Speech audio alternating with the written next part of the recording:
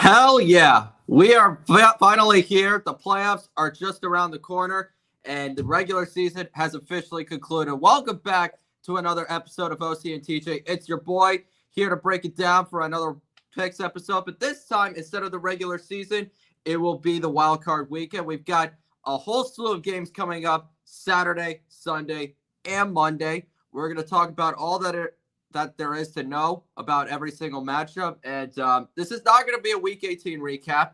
You can find that in the articles that I wrote on my website. The link is in the description because right now, right here, the season has just begun. So let's get right into it. Beginning with the Houston Texans versus the Los Angeles Chargers at NRG Stadium on Saturday afternoon at 4:30. We got the 4th and 5th seed in the AFC. And if the Chargers win that, then they will most likely be moving on to Kansas City. That depends on what happens between the Buffalo Bills and the Denver Broncos game, but we will get to that in just a second.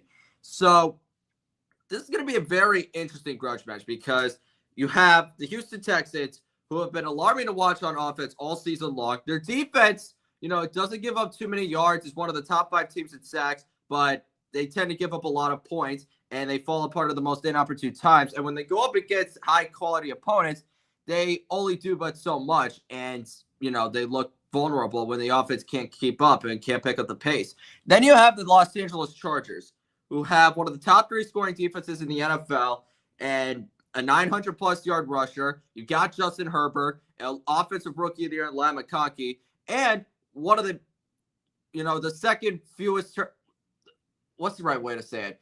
Their offense has the second fewest giveaways in the National Football League. There. You know what? You get the point. So normally I would probably say that this is a mismatch, but to be quite honest, I don't know which version we're going to get from either team. We're either going to see the hopeful Houston Texans franchise that we all thought it would be at the start of last season when they got into, Stephon Diggs and Danielle Hunter and boosted their whole roster to legitimize themselves as conference championship contenders, or we're going to get what we've seen from them all season, which is just an undisciplined mess where the O-line can't block for you-know-what, where the passing game, has its ups and downs, where the running game hasn't really been involved in the last few weeks, where the penalties pick up because they're one of the highest penalty teams in all of pro football. And when you're going up against a team like the Los Angeles Chargers, who have Jim Harbaugh, who stay out of their own way, who don't commit as many penalties, who doesn't turn the ball over, and it creates a lot of opportunities on defense, then it's only going to be a matter of time before it turns into an ugly contest. So I think the Chargers are going to win this game, to be quite honest with you, because I think that, like I said, when you got Justin Herbert and when you can run the football well and when you got a dynamic threat like Lam McConkey, I think that, listen, the defense knows that those are the 2 guys you really have to stop. But when you got a guy like Justin Herbert, he's not afraid to spread the ball around to different parts of the field because you've got Josh Palmer and Will Dissly, who's really emerged from a blocking tight end to a reliable pass catching option. And you got Quentin Johnston, who just last week against the Raiders had the best game of his life with 13 catches for 187 yards. So that's what I think it's going to come down to me, just to see how that Chargers offense is going to really pick up. Because we know their defense is really going to step up to the plate. But when it comes to Houston, if they turn the ball over and if they keep setting themselves back on 1st and 2nd downs the way that they have all season long, especially in the games that they've won, then they're going to be a one and done, no matter, just like that. So I think the Los Angeles Chargers are going to win.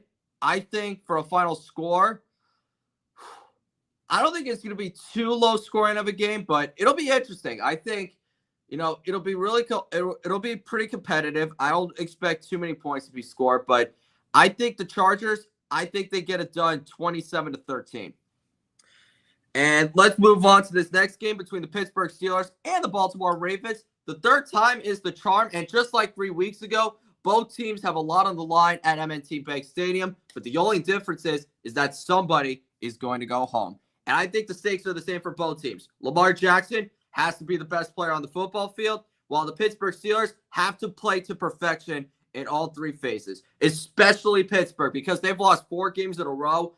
they had a winnable situation right in their hands against Cincinnati. After the Bengals scored a touchdown on their opening drive, they settled for 4 more field goals. They were literally doing everything they could to give the Steelers a victory. I mean, they were down 19-7 in the fourth quarter, and then they scored 10 unanswered points, a few because of a muffed punt to make it a 2-point game. But Russell Wilson only threw for 173 yards. He got sacked 4 times. 3.5 of them were to Trey Hendrickson, who just happened to win the NFL sack title. And on their final drive, they managed to pick up 21 yards to get 5 yards short of midfield, but Russell Wilson took a huge sack. George Pickens had one of the worst games of his career. 6 targets, only 1 catch for no gain, a few drops. And then on 4th and 12 with the game on the line, Pat Freiermuth, the only reliable weapon they had all game long, dropped an easy completion, and the Cincinnati Bengals barely escaped with a win. So the Steelers are now forced to drop to the 16 in the playoffs, but they were eventually going to be a wildcard team anyway because Baltimore won their game against the Cleveland Browns earlier. So here's my take on this. Yes, you've got Lamar Jackson and Derrick Henry on the offensive side of the ball, but Zay Flowers is out. So you really have to figure out, all right, who's going to be the go-to guy? It could be Mark Andrews because he's still one of the top 5 tight ends in the game. It could be Rashad Bateman, who last week broke for, I think, over 70 yards on just 5 catches. You got Isaiah Likely, who's proven to have a superstar type of performance. We saw that week 1 against Kansas City when he, almost took the game over and was a foot away from potentially scoring the game-winning touchdown against the Kansas City Chiefs. And then you have, I think that's about it. I mean, you've got, Nelson Aguilar. I don't know. I don't really think he's going to be that huge of a focal point. But the point is, you just got to make sure that if Derrick Henry's going to get shut down by this Steelers defense that could still turn it on at any given moment, then you got to be able to figure out, all right, how is this game going to be dictated?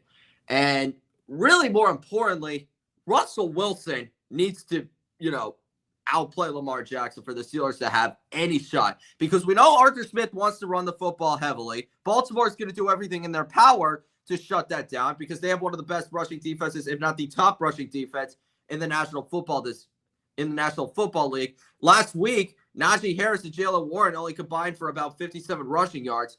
So for the Steelers offense, they have to connect on all cylinders. And it can't just be Pat Freiermuth showing up. George Pickens, he needs to have the game of his life for all those critics to kind of quiet down and to give him his props. You've got Mike Williams, who hasn't really been the kind of game changer that Pittsburgh thought he could become when they acquired him from the Jets. But at the same time, you got Calvin Austin. Obviously, I just talked about Pat Freiermuth, Darnell Washington, Najee Harris, Jaylen Warren. But Russell Wilson, he has not looked good over these last 4 weeks. And if he picks up where he left off last week, then the Ravens are going to win this game by 20 points. I think Baltimore is going to win because, A, they're at home. They got the best quarterback who is also a top 2 choice for MVP. You got one of the best running backs in football, a top 2 running back in my opinion. And even without Zay Flowers, I think that their ability to control the line of scrimmage on both sides of the ball is going to pave the way for them in this game. Honestly, the last time they won, it was 34-17, 31-17. I think that, we could be heading into similar territory here.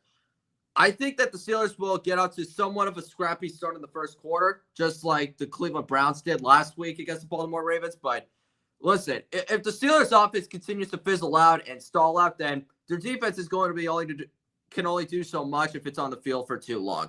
So I'll say for final score, honestly, I might go with the same score as last time, 34-17, because unless Russell Wilson turns it on to a whole different level, and unless the Steelers defense can force Lamar Jackson to have another pathetic performance against this defense, then I have no other choice but to put my faith in Lamar Jackson and this Baltimore Ravens team. And honestly, they can't afford to have another loss because if they thought they were under pressure, before the season started, just wait until they get further and further down the road if they somehow beat Baltimore or Buffalo and Kansas City. So that's my take on it. I think the Ravens will win 34-17, and If Buffalo wins, then I think that'll be the next matchup in the second round. Speaking of Buffalo, let's talk about Sunday afternoon's matchup between the Bills and the Denver Broncos. Despite the seedings, I don't think it's going to be a cakewalk at all because we saw what Denver just did last week against the Kansas City Chiefs, shutting them out 38-0. And yes, I get it. The Chiefs didn't have any of their starters. They were literally playing backups and third stringers.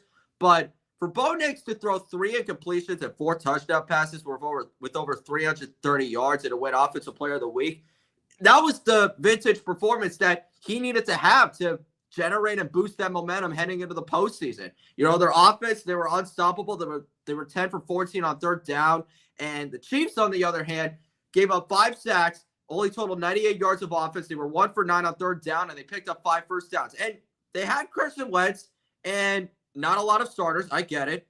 But listen, I think we saw what the Broncos did last week to this Buffalo Bills offense last year when, the defense forced a few turnovers and the offense was able to do just enough down the stretch to win the game with a walk-off field goal. So Buffalo knows that this is not going to be just some easy contest here. They know they have to play perfect on all 3 phases. They cannot turn the ball over, and the margin for error, there is none because one mistake and one tiny slip-up could swing the whole momentum of the ball game around.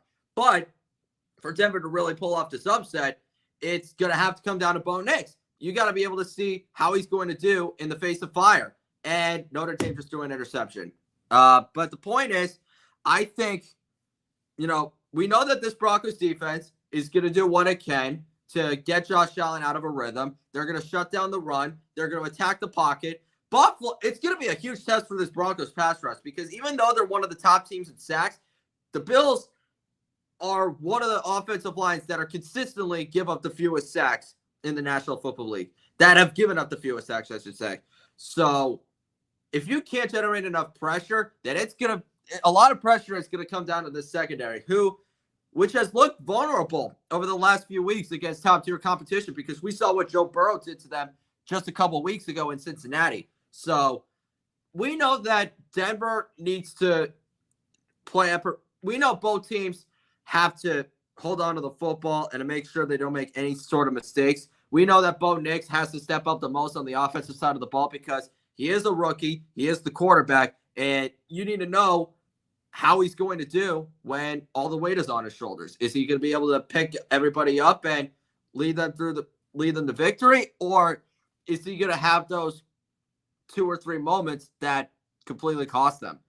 I think the Bills will win simply because, listen, I think they have a more consistent offense. And even though their defense has looked vulnerable, I think that against a quarterback like Bo Nix, you can create at least a couple of mistakes to, swing the momentum of the game around, especially when Buffalo's pass rush isn't as bad as Denver's, or it's just as good, I should say. So I think it'll be a really close game. I think we're getting a very tightly contested matchup. And honestly, I wouldn't be too surprised if we got an upset here. But I'll go with the Bills. I have a lot more faith in Josh Allen than I do with Bo Nix. So I'll say that the Bills win on a walk-off field goal 26-23. That's just my personal belief. But again, if Denver flips the switch and gives us all a very stunning and surprising playoff performance, then who's to say that they can't beat Kansas City? I will leave it at that. All right, next up, we got the Green Bay Packers versus the Philadelphia Eagles. This is another regular season rematch because if you remember, these two teams played each other in week 1 in Brazil. The Eagles won that game 34-29, and despite 3 turnovers from Jalen Hurts, A.J. Brown and Saquon Barkley, they each had a couple of 100-yard performances, and the defense held its ground in the second half to escape the game by 5. It was also the game that Jordan Love, unfortunately, sprained his MCL and missed a couple weeks because of that. But the good news is Jordan Love will be back for this one, and Jalen Hurts will be fully clear to play coming out of concussion protocol. So both teams are going to be on an even playing field, and really everything is going to come down to this. All hands will be on deck.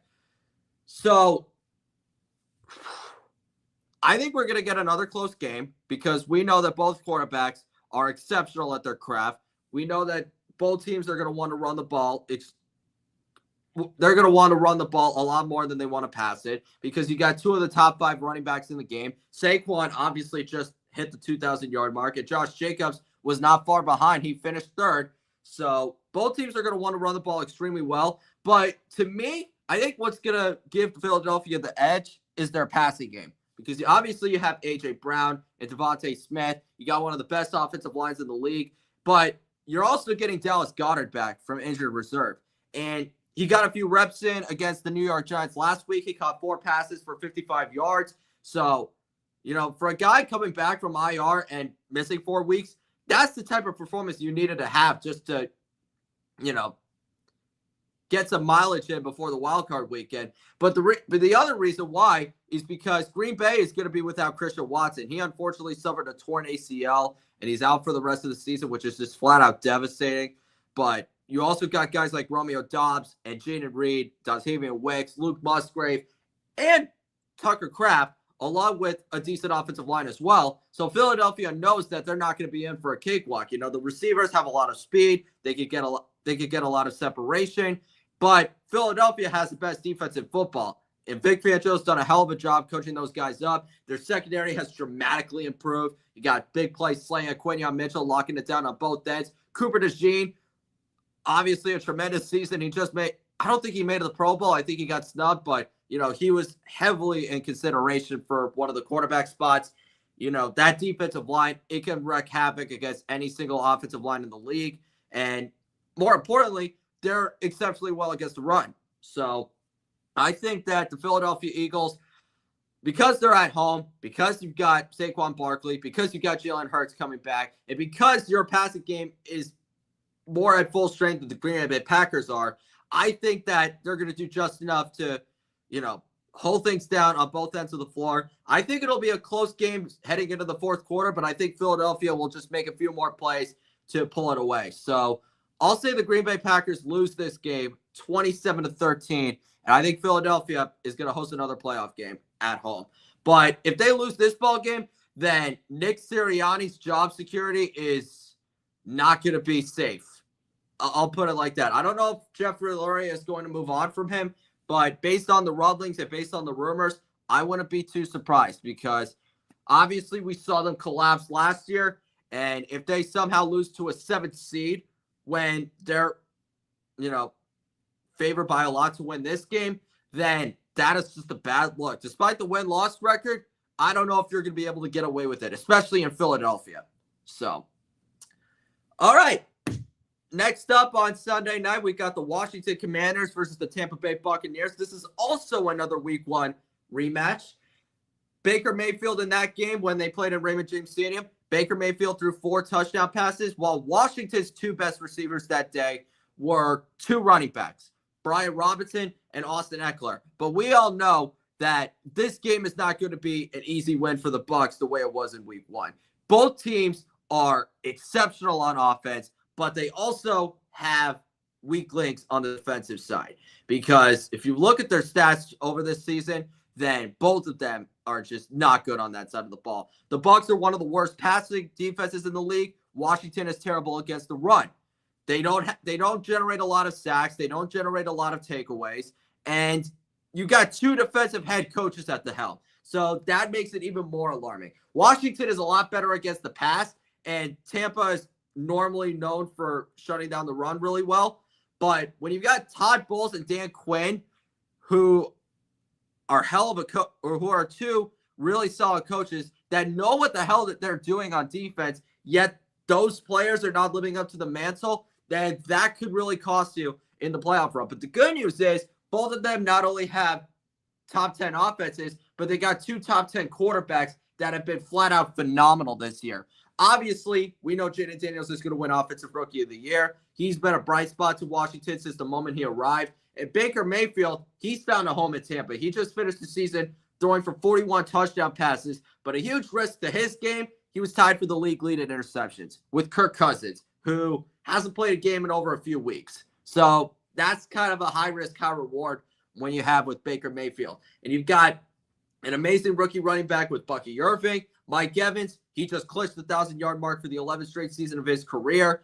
And we know that Baker Mayfield is going to do everything he can to get the passing game involved. They have one of the best graded pass blocking offensive lines in football. And you just know that this offense is going to be in sync, from the jump. So really it just comes down to turnovers. And more importantly, it comes down to physicality. How is the defense going to respond? Which one is going to pull off the final stop? Which of them is going to force the quarterback to make that one mistake that could swing the momentum? But really, and more importantly, which quarterback is going to have the ball in his hands in the final minutes? Because we know that if you give either one of them a shot to win the game in the final minute of regulation, then you better get your popcorn ready, because we know that they're not going down without a fight. But you know what? I'm going to go with an upset here. I think the Washington Commanders are going to win, and it's not really so because of Jaden Daniels, even though I know he's going to do everything he can to win this game. We know that I think he'll be the biggest reason why they could pull off this upset, but I just have a lot more faith in their defense than I do with Tampa's. And I know that they're not good against the run, but I also think, wow, Notre Dame just intercepted Penn State. Still 0-0. Sorry, I digressed there for a second. But my point is, we know that Washington is going to struggle against Bucky Irving and Rachaad White. But also, I think that this secondary, it's actually been relatively solid this season.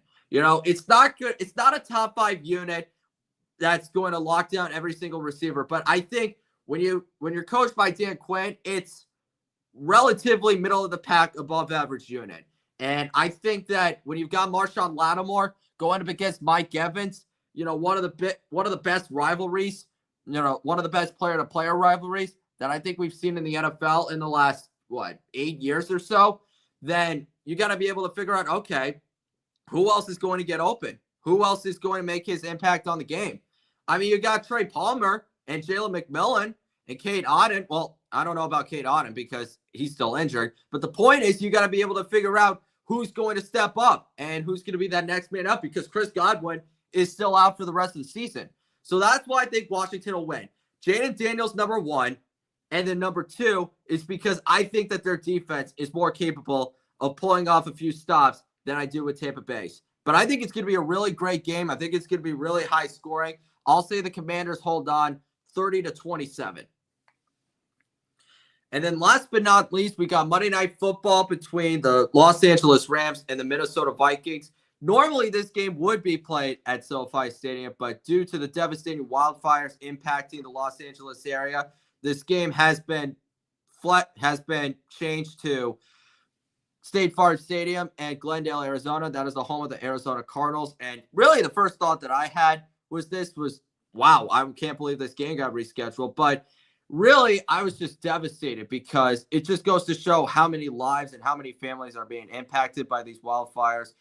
I've seen the videos on social media, and it was just really hard to watch. I literally almost teared up looking at one of them, just because of, how much damage and how much, stress and turmoil it was causing for a lot of these families and these individuals living in the area. So I'm hoping that so many of them evacuated out of the area. My best thoughts and prayers go out to everyone that's affected, whether you're there or whether you've been forced to evacuate. So we're thinking of you, and, our thoughts and prayers go out to each and every one of you. So going back to this game, I think, it's another regular season rematch. Matthew Stafford threw 4 touchdown passes in that game. The Vikings offense could have scored a touchdown in the second half, and Byron Young sacked Sam Darnold in the end zone for the game-winning safety. So we know that this is not going to be another going to be the game where, the Vikings keep up and get their revenge from last time, because the Rams, they match up incredibly well with this Vikings team on both sides of the ball. And based on what we saw from Minnesota last week, then we know that Minnesota needs to do everything they can to make sure that they avoid whatever the hell we saw on Sunday night. They went up against the Detroit Lions. One win would have gotten them the number 1 seed. And not only did they lose the game, they lost 31-9.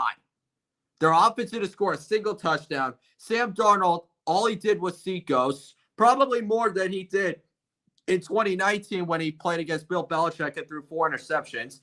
He went 18 of 41, only 166 yards, He missed a lot of wide open passes, 0 for 4 in the red zone, and it was relatively close through 3 quarters. I mean, Jared Goff threw two interceptions. The Vikings had so many goal-to-go situations, but no touchdown scored, and 0 for 4 in the red zone, and 4 touchdowns from Jahmyr Gibbs just all but made it a blowout.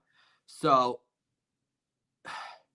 the Rams, they're a weird team to me because ever since that Buffalo Bills game where their offense completely exploded and, was unstoppable through 60 minutes, they really fizzled out in their final 3 games of the season. And last week too, because even though they scored 25 with Jimmy Garoppolo, 2 touchdowns on 10 drives, 4 field goals from Josh Carty were the only reason why you were able to score 25. And, a lot of setbacks on offense, along with a defense that couldn't stop Geno Smith, was the biggest reason why they fell up short by 5 points.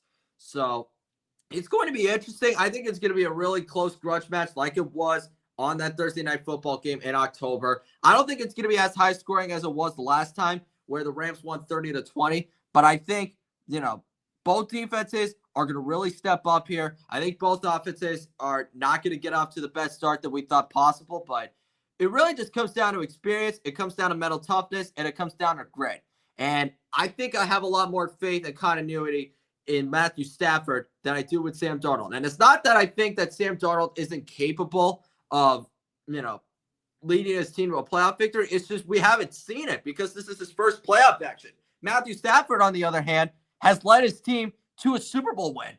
And he's been to the playoffs countless times. So we know that he knows what it takes, along with a lot of these players on this Rams team, because they made the playoffs last year. So give me the Rams here. I say they win this game 23-20, and it'll come down to a walk-up field goal. And if it's not that, then a game-winning drive by Matthew Stafford. Because, like I said, I trust him in the clutch more than I do with Sam Darnold, especially when the lights are extra bright.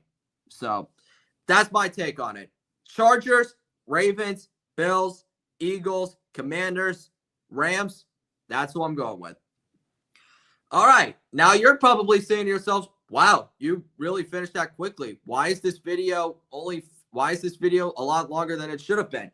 Well, that is because after the Week 18 slate of games concluded, there was the dreadful Black Monday in which coaches and general managers that were on the hot seat either lost their jobs or found out that they are going to be retained for the upcoming 2025 season.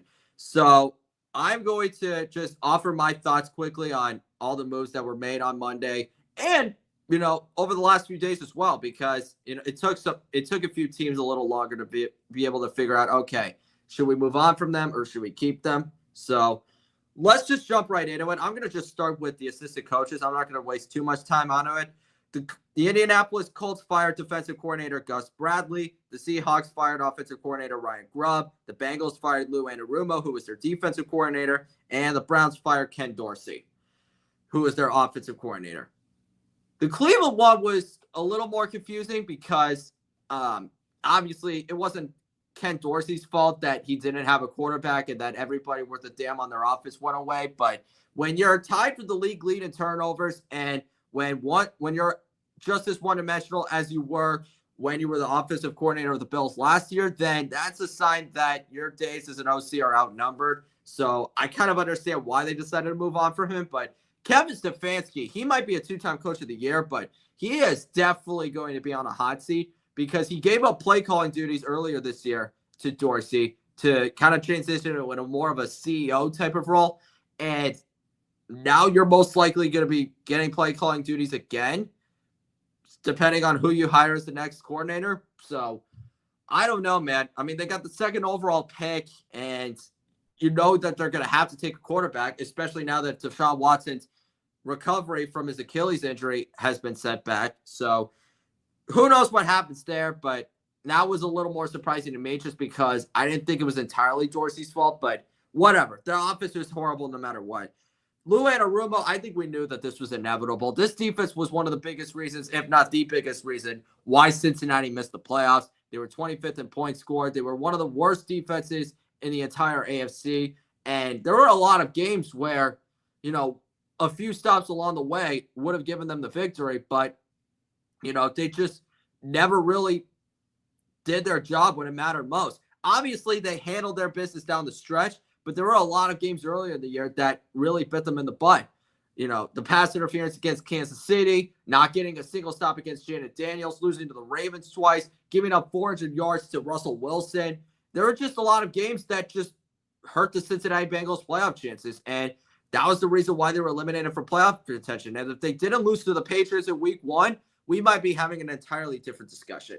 Gus Bradley, same thing. Colts defense was absolutely putrid this year, and honestly, it should have happened after their loss to the Giants. So I'm not completely surprised with this at all. I knew that their secondary was a weak link from the moment the season started, and there were a few games where they kind of showed their potential, but it was just a wasted season all around, and the fact that they only finished with 8 wins was just surprising because they were nowhere near deserving of a playoff spot. And then with Ryan Grubb, he saved his best game for last, unfortunately, but at the same time, he had a very up and down season. A lot of turnovers, a lot of close games, a lot of game-winning drives pulled up by Geno Smith, and he did get 4,000 yards. He did get him to the 4th spot in the passing yards category. He was 4th in passing yards, but not a lot of touchdown passes. Just 15 interceptions, double-digit interceptions. So it was just a lot of inconsistency all around, and they just wanted to move into a different direction. So I kind of understand there. And then I also forgot 49ers defensive coordinator Nick Sorensen got relieved of his duties. And now there might be interviewing Robert Saleh to get his former job back. So this is now what? The 4th or 5th new defensive coordinator that they're going to be searching for in 4 or 5 seasons. Yeah, that's not good. They didn't give up a lot of yards this year, but they were one of the worst scoring defenses in football. And, obviously a lot of injuries plagued the team, but when you have that much talent on that unit, there's no excuse for being as bad as you were. So that's my point there. Let's move on to the head coaches. We got the Raiders firing Antonio Pierce after just 1 full season with the football team. I had a lot of hope for him entering this season. I thought he would be a credible motivator. And I thought, if you made a lot of few key moves along the way, you might have a decent season. But that did not happen. They threw a lot of money at Christian Wilkins, but they didn't do anything at the quarterback position. They didn't really do anything with their run game or their secondary. Devontae Adams got traded for pennies on the dollar. And when you're entrusting the offense to Luke Getsy, then you know that this is not going to be a great season. And Tom Telesco, the general manager, also got relieved of his duties because of a passive offseason. Obviously, they drafted Brock Bowers. They drafted Jackson Powers-Johnson. But, obviously the team is just, considering moving into an entirely different direction. They're considering a full rebuild. Thank freaking goodness, because this should have happened a long time ago. And it's another wasted season for Max Crosby, unfortunately. So hopefully they get the quarterback they're searching for. Maybe Tom Brady will, offer his insight as to who he thinks is the best choice. They're going to get a new head coach, new general manager. Hopefully you do a lot more in free agency than you do last year, because you have a lot of holes that you need to patch up with this roster. The Tennessee Titans, they fired Rand Carthon, the general manager, further confirming the fact that the Titans are one of the biggest clown show organizations in the league, because after Rand Carthon won this power struggle against Mike Vrabel, who was let go last year as the head coach, now the Titans are deciding to move on from the general manager that ended up winning that battle. Did I think he did a great job? No, because a lot of the moves he made in the last 2 years completely blew up in his face. Will Levis didn't work out. L'Jarius Sneed had his moments but got injured. Jamal Adams moved on from him. Ernest Jones traded him. So there were just a lot of moves that blew up in his face. Calvin Ridley signing him for $30 million. Obviously, that was too steep of an investment. DeAndre Hopkins got traded for pennies on the dollar to the Kansas City Chiefs. Tony Pollard, yeah, he's okay. And then the offensive line is still as abysmal as it was last year when you drafted J.C. Latham and Pete Skoronski with your first 2 picks. So I'm not saying he did the best job, but I would have at least thought they would have given him 1 more year just to see what you've got. You have the number 1 overall pick. You're keeping Brian Callahan.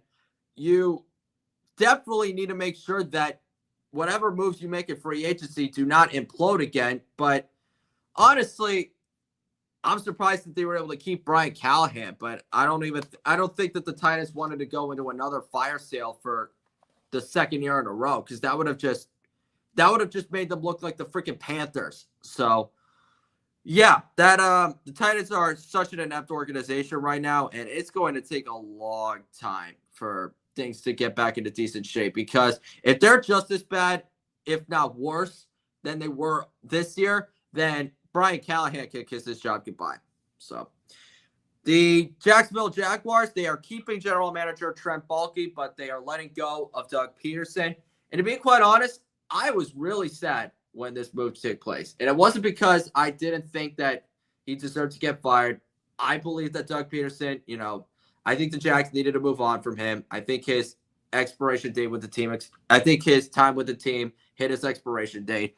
But considering where this team was 2 years ago, I mean, they fire Urban Meyer, they bring in Doug Peterson, they win their final 4 games of the season, or 5 games of the season, to win the AFC South. They come back from a 27-0 deficit against the Chargers to win a playoff game and move on to the second round. But since then, they never evolved, and they could never recover from that, because after an 8-3 start to the season last year, they completely implode to finish 9-8 and out of a playoff spot. And then this year, everything just completely blew up. They finished 4-13. Their quarterback was more known for being a turnover magnet than being one of the highest paid quarterbacks in football. Their offense completely grew stale as a result of that, and the defense was just as abysmal, if not worse, than what it was last year, and quite honestly, the year before that, and in years past. So, we know that Doug Peterson has been a very successful coach. Obviously, he won a Super Bowl with the Philadelphia Eagles, but to be quite honest, he's more known for being a short-term fix than a long-term solution. So I don't know why the hell Trent Baalke is still here. He's the one that gave Trevor Lawrence that bloated extension. He's the one that had those several whiffs in free agency, and he was the guy in San Francisco that literally ran Jim Harbaugh out of town, only for him to drive the 49ers into the ground. So I don't know how the hell Trent Baalke does it. He must have some type of charm to him that's irresistible. But Jaguars are moving on once again. They're looking for a new head coach. They got a top 5 draft pick. And the train just keeps rolling on. So if I'm the fan base in Duval, I would just keep dressing up as clowns, because that's the only way that you could win football games, just to let them know that the owner is complacent and negligent, and the general manager is just a freaking hack. So, and last but not least, actually, before I get into the last, departure, I'm just going to bring these 2 decisions up. The New York Giants are keeping general manager Joe Schoen and head coach Brian Daboll. The Miami Dolphins are keeping Mike McDaniel and Chris Greer. And both teams are in the same situation. If either team gets off to a slow start or a horrific start, then both of them are going to be fired in the middle of the season, especially with the Giants, because John Mara has been on record saying that he's run out of patience. The exact same thing that he said a few years ago with Joe Judge and Dave Gettleman in charge. So I think that those 2 were a package deal. If you were going to move on from one of them, you had to move on from the other. And the same could be said, in terms of keeping them. I didn't think Brian Daboll should have been fired, because, listen, it wasn't his fault that he didn't have a quarterback and that everybody worth a damn got injured. He could only put so many people on the football field. But I also understood why they kept Joe Schoen, because, like I said, if you were going to fire him, then you might as well have fired Daboll. So Joe Schoen has a lot of ground to make up for in this offseason. You got the 3rd overall pick. You got to make sure that you draft someone remotely close to an impactful player like Malik Neighbors, or potentially someone on the defensive side of the football, because the secondary has completely underachieved. The offense doesn't have a quarterback. Your O-line is still a freaking garbage heap. And, like I said, if you get off to another if you get out to another horrific start, then he's going to get shoved out the door. And it's going to be by a trash can by John Mara, because he did it a few years ago after a loss. So that's all I'm going to say on that. And then with Dolphins, same thing. Only this time, it's just if you get off to a mediocre start, then the owner, Stephen Ross, he's got a lot of tough decisions to make because they can't beat quality opponents. They can't win in freezing temperatures, and they only do well against bottom feeders. So, and Chris Greer, the general manager that traded for Tyreek Hill, that signed a lot of Pro Bowlers on both sides of the ball, that drafted Jalen Waddle, that signed Teron Armstead, that gave to a huge contract extension that was a very high-risk, high-reward deal, then if you don't get the results that you want, then Stephen Ross might have to throw his hands up in the air and say, that's enough. We're going to move on, and we're going to find somebody that's going to toughen this team up because they don't look like the team that is capable of making a long playoff run. So you better make sure that you show accountability and that you deal with an intense culture change, because if these players do not follow you and if they don't, if they don't lead in your direction, then that just shows that you're not fit to be a head coach. And for Chris Greer, it just shows that you did not assess the talent that you should have in the way that you should have. So that's all I'm going to say on that. And now we get to the final firing of this cycle. The New England Patriots have fired Jerod Mayo just not even 2 hours after their win against the Buffalo Bills, because they had the first overall pick at the start and they dropped to the 4th spot in the draft. But I don't even think that's why he even got fired. I've been on record saying that I don't like the politics of one and done coaches because it's uncruel and it's unfair because you're putting them in incredibly horrific situations and you're not giving them a lot of talent to work with. And we just saw the exact same thing in New England. The offense, the only bright spot was Drake May. Nobody worth a damn showed up. The defense completely regressed. They were one of the worst passing defenses. They were abysmal against the run, and obviously injuries set the team back. But defense is the backbone of this football team, and it was somehow just as big of a liability, if not a bigger one, than the offense, which was just as bad last year. And that's not even the worst part, because in a lot of press conferences, Jerod Mayo tended to throw his players and assistants under the bus. If you remember in their in their London game against the Jaguars, he called the team soft. He didn't really hold himself accountable and hold himself to just as big of a standard as the players and the coaches working for him. So I can understand why, Robert Kraft ultimately had to make this decision. He was very back and forth about it, but honestly, this is just a big indictment on Robert Kraft and the Kraft ownership, because ever since they let Tom Brady walk to Tampa Bay and win another Super Bowl, they've literally let Bill Belichick and Elliott Wolf run that team into the ground. So they put Jerod Mayo in the worst situation possible to be successful. I understand moving on from him because you knew that he was just trying to be realistically. You wanted a fresh breath of fresh air after the end of the Belichick era, but all it created was more toxicity. It created more confusion, and it created more disorganization. So I'm hoping that they conduct a more thorough process in terms of their next head coach. The two top choices, in my opinion, are going to be Ben Johnson and Mike Vrabel. A lot of media pundits are saying, that the latter is the best course of action. But listen, we know that Mike Vrabel is a hell of a coach. He can change any given culture. He can help turn franchises around. He's won a Coach of the Year award. He's taken his team to the AFC Championship. He's helped, develop Derrick Henry and A.J. Brown into superstars. But his last 2 years in Tennessee ended. The last 2 years in Tennessee did not end the way that he wanted them to. And, the offense was the biggest reason why.